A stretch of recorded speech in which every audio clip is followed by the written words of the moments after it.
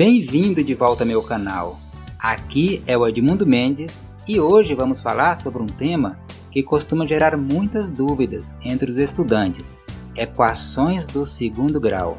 Sabemos que esse assunto pode ser um pouco desafiador, mas com as dicas e exemplos que vamos mostrar neste vídeo, tenho certeza que vocês vão conseguir dominá-lo. O que são as equações do segundo grau? É toda equação que pode ser colocada nessa forma: ax² mais bx mais c que é igual a zero. A letra x é a variável ou incógnita. Ela representa um número desconhecido. As letras a, b e c representam coeficientes numéricos que já conhecemos na equação.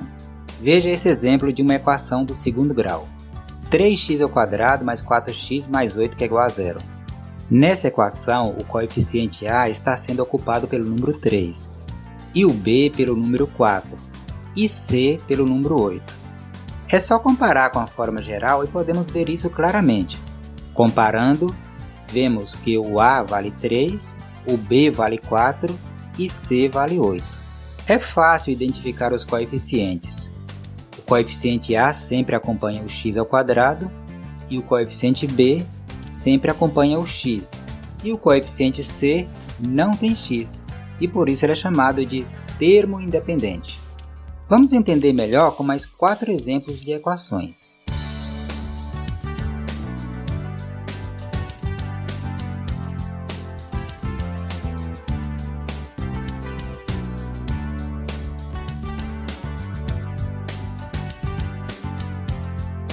Na equação a, o a é o coeficiente do x², então ele vale 6. O b é o coeficiente do x, então ele vale 8. E c não tem x, é o termo independente, e ele vale menos 5. Vamos para a equação b. O a acompanha o x², então ele vale 3. O b acompanha o x, então ele vale 5. E c é um número que não tem o x, mas aqui não tem esse número, então ele vale 0. Agora a equação c. O a é o número que acompanha o x², então ele vale 7. O b é o número que acompanha o x e vemos que não tem nenhum. E quando não tem nenhum, vale 0. E c é o número que não tem x, ele é independente. Qual é o número aqui que não tem o x? É o 5, então c vale 5. E agora a equação d. Aqui o a é o coeficiente que acompanha o x², então ele vale 2. E podemos ver que não tem b, que é o número que acompanha o x. Então, sempre que não tem, vale 0. Também está faltando o coeficiente c, que é aquele termo independente que não tem x. Não tem ele aqui, então também vale 0. Então, assim identificamos os coeficientes de todas as equações. Quando a equação tem todos os coeficientes a, b e c diferentes de 0, como é o caso da equação a, é chamada de equações completas. Então essa é uma equação completa. Vemos que todos os coeficientes a, b e c são diferentes de 0. Mas se tiver algum coeficiente b ou c igual a 0, elas são chamadas de equações incompletas. É o caso dessas outras equações. Observe, essa é incompleta porque tem o c valendo 0. Essa é incompleta porque tem o b valendo 0. Essa é incompleta porque tem b e c valendo 0. Então é assim que diferencia a equação completa da equação incompleta. A equação completa tem todos os coeficientes a, b e c diferentes de 0. E a incompleta pode ter um ou mais coeficientes valendo 0. Mas nenhuma delas pode ter o coeficiente a igual a 0. O coeficiente a deve ser sempre diferente de 0, senão ela deixa de ser uma equação do segundo grau. Até o momento, vocês aprenderam o conceito de equações do segundo grau, como identificar os coeficientes a, b e c e como distinguir entre uma equação completa e uma equação incompleta. Essa habilidade é importante para resolver questões matemáticas com mais facilidade e precisão. Agora, precisamos saber o valor de x. Esse valor é uma incógnita e precisamos resolver a equação para descobrir. Neste vídeo, vamos aprender como resolver somente as equações incompletas. E para não prolongarmos demais, deixaremos as equações completas para o próximo vídeo. Como resolver equações incompletas do segundo grau? Vamos considerar aqui alguns casos. O primeiro caso, quando os coeficientes b e c forem iguais a zero. Exemplo, 2x² é igual a zero. Para resolvê-la, basta isolar a incógnita x. Para isso, é só pegar esse número que está multiplicando por x², passar ele para o segundo membro dividindo desta forma. 0 dividido por 2 é igual a zero. Então já encontramos o valor de x. X é igual a zero. A única solução para essa equação é x é igual a zero. A resposta representamos no conjunto solução, que fica assim. O segundo caso, 2x² menos 50 é igual a zero.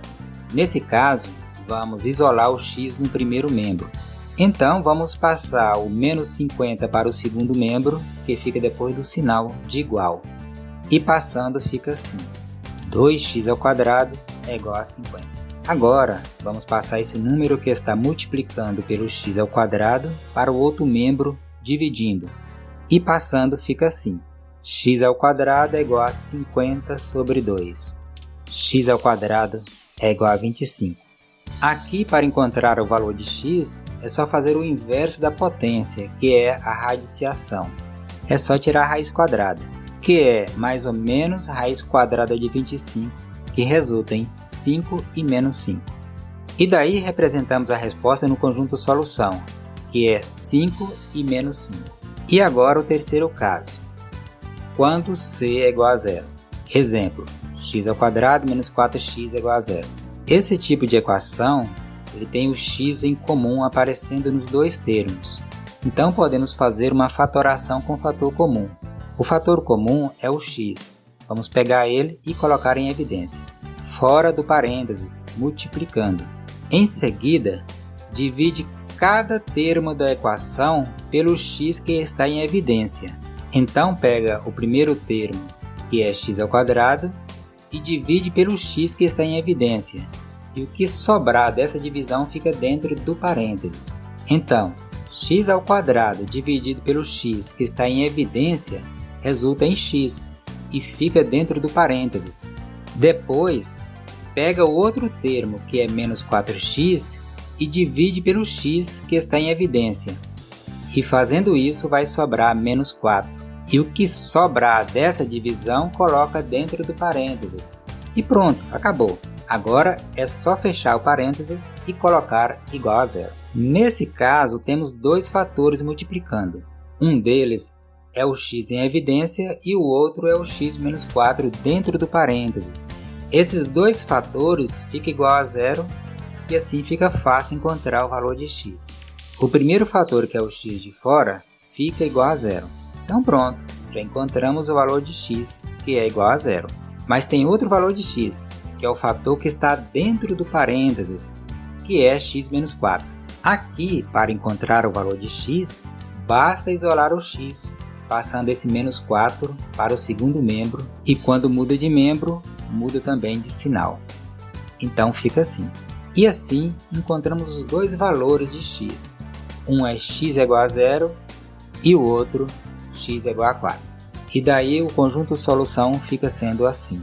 Para a resolução das equações de segundo grau incompletas são apenas esses três casos. É importante destacar que as equações de segundo grau incompletas são muito utilizadas em situações do dia a dia, como por exemplo, no cálculo de áreas de terrenos ou construções de prédios e pontes. Para entender melhor sobre a importância das equações no cotidiano, recomendo que assistam ao meu outro vídeo sobre esse assunto, cujo link está na descrição. E para quem deseja se aprofundar ainda mais no assunto, é importante praticar resolvendo exercícios e problemas. Por isso, também deixei um link na descrição com algumas atividades sobre equações do segundo grau incompletas. Espero que tenha gostado dessa aula e que tenha entendido melhor sobre as equações do segundo grau incompletas. Não se esqueça de deixar suas dúvidas nos comentários e de se inscrever no canal para não perder nenhuma novidade. Até a próxima!